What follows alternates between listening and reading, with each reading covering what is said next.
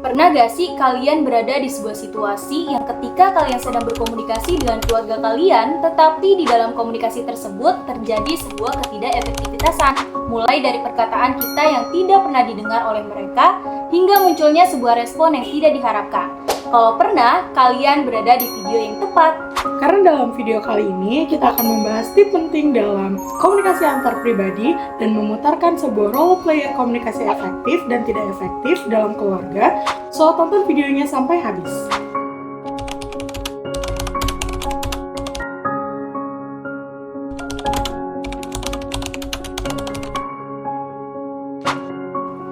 Setidaknya ada 9 tips penting dalam komunikasi antar pribadi, yaitu dengarkan lawan bicaramu dengan aktif, gunakan bahasa tubuh yang positif, jaga keseimbangan bicara, gunakan bahasa yang jelas dan tepat, berempati, hindari asumsi, kemudian kelola konflik dengan bijak, gunakan umpan balik secara konstruktif, hormati privasi dan batasan orang lain. Lantas bagaimana ya komunikasi yang efektif dan tidak efektif dalam keluarga? Yuk, tanpa berlama-lama kita simak video roleplay yang dipersembahkan oleh kelompok 4 komunikasi antar pribadi Universitas Islam Syekh Yusuf, Tangerang.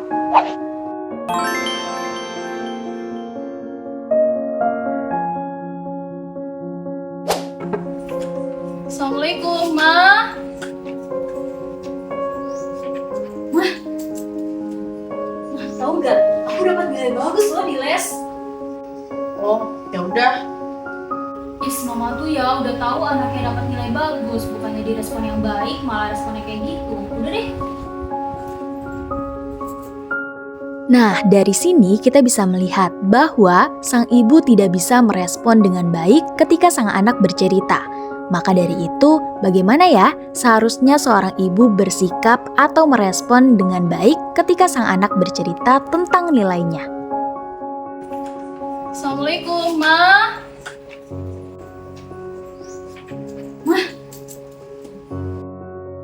Mah, tahu nggak? Aku dapat nilai bagus loh di les. Lihat deh. Ya kah? Wah, bener banget. Iya. Kamu pinter banget, Nak. Mama bangga deh punya anak seperti kamu. Semoga ini menjadi awal kesuksesan kamu ya, Nak. Amin. Amin. Nah, ini adalah contoh komunikasi yang efektif karena sang ibu memberikan respon yang baik ketika sang anak bercerita tentang nilainya, seperti memuji dan juga mendoakan anaknya untuk kedepannya.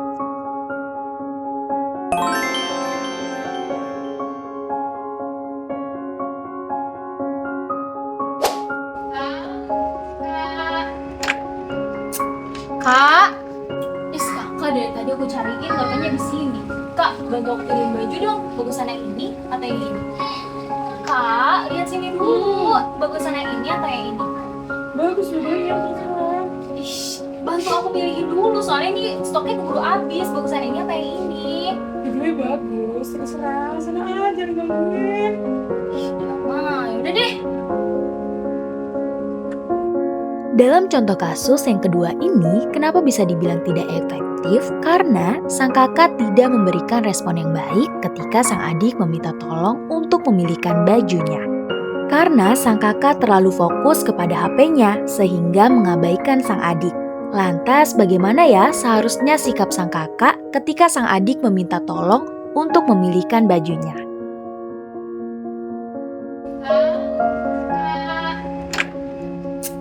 Kak, ih kakak dari tadi aku cariin batunya di sini. Tapi ngapain? Lagi ngurusin kerjaan sih. Aku mau bantu tolong pilihin bagusan yang ini atau yang ini kakak. Ini sih cocok banget. Yang ini.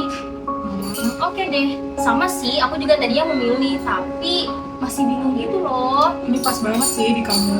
Oke, kakak mau nggak? Kayaknya boleh deh biar kita kembaran. Oke, nanti aku pesenin ya. Udah, jangan lupa lanjutin lagi kerjaannya. Siap, kamu jangan lupa belajar. Oke, Jangan lupa pesenin kakak juga loh. siap. Nah, ini adalah contoh komunikasi yang efektif yang kedua. Kenapa? Karena jika kita lihat dari sisi sang kakak menghargai dan juga memberikan respon yang cukup baik terhadap sang adik. Seperti fokus mendengarkan sang adik yang sedang berbicara dan berhenti memainkan handphone. Sehingga sang adik merasa dihargai oleh sang kakak ketika sang adik berkomunikasi.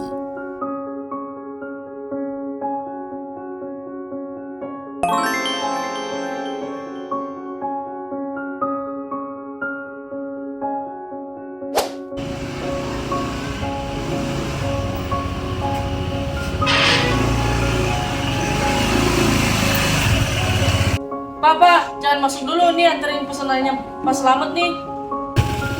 Dek, orang baru nyampe, udah disuruh-suruh baik. Heran gue mah, dia orang nyambut yang bener lah. Parah. Nah, dalam contoh kasus yang ketiga ini, kenapa bisa dibilang tidak efektif? Karena sang ibu tidak menyambut dengan baik ketika sang suami baru saja pulang dari kerja. Ditambah, sang ibu menyuruh sang suami yang baru saja pulang kerja dengan tata bicara yang kurang baik. Lantas, bagaimana ya komunikasinya efektifnya? Papa udah nyampe. Pak, minta tolong dong, ini anterin ke Pak Slamet. Kemarin pesanannya dia. Ini pesanannya? Iya. Ini kan dong, Mama. Iya. Nanti Bapak anterin ya. Oke, tapi itu tasnya biar aku bawain ke dalam. Oke. Maaf ya. Ya, hati-hati ya. Nah, ini adalah contoh komunikasi yang efektif. Kenapa? Karena sang ibu terlebih dahulu menyambut sang suami ketika sang suami baru saja pulang dari kerja. Dan dilihat dari sang ibu meminta tolong lebih baik daripada video sebelumnya. Karena dalam video ini, sang ibu menghampiri sang suami dan membawakan tasnya ke dalam rumah, sehingga sang suami merasa dihargai.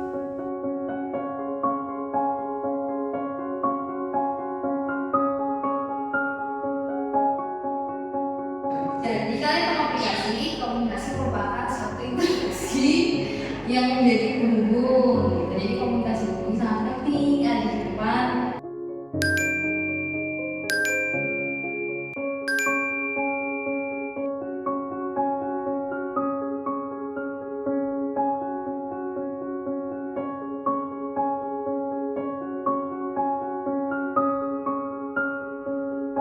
Dalam contoh kasus yang keempat ini, kenapa bisa dibilang tidak efektif? Karena ketika sang ayah menghubungi sang anak bahwa sang ayah sedang merasakan sakit kepala dan meminta tolong sang anak untuk membelikan obatnya. Namun, sang anak tidak begitu peduli dan tidak merespon sang ayah.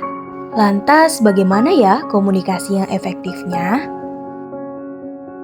Jadi kalian mengapresiasi komunikasi merupakan suatu interaksi yang menjadi penghubung. Jadi komunikasi ini sangat penting ada di depan. Kalian harus pasti dalam berkomunikasi agar apa terjadinya miskomunikasi. Bu, izin Iya boleh Retna. ditelepon sama ayah.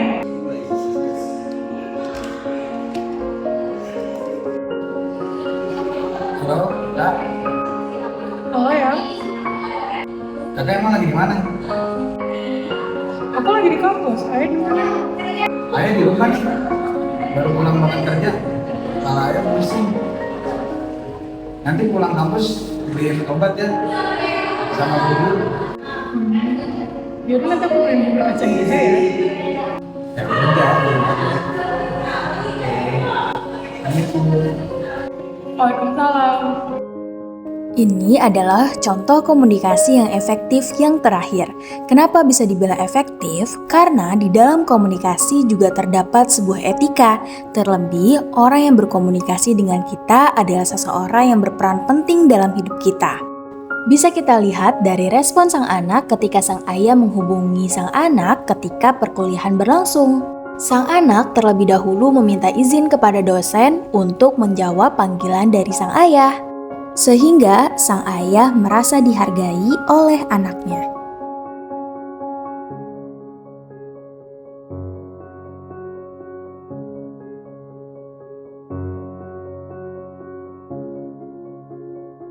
Nah, dari keempat video tadi kita dapat menyimpulkan bahwa hubungan antar pribadi sangatlah penting. Terlihat dari video pertama bahwa memberikan apresiasi itu juga penting.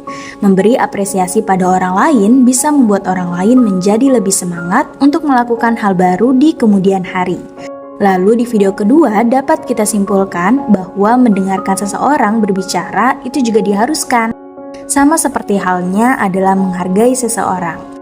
Kita juga dapat menyimpulkan bahwa meminta tolong harus menggunakan bahasa dan perilaku yang baik.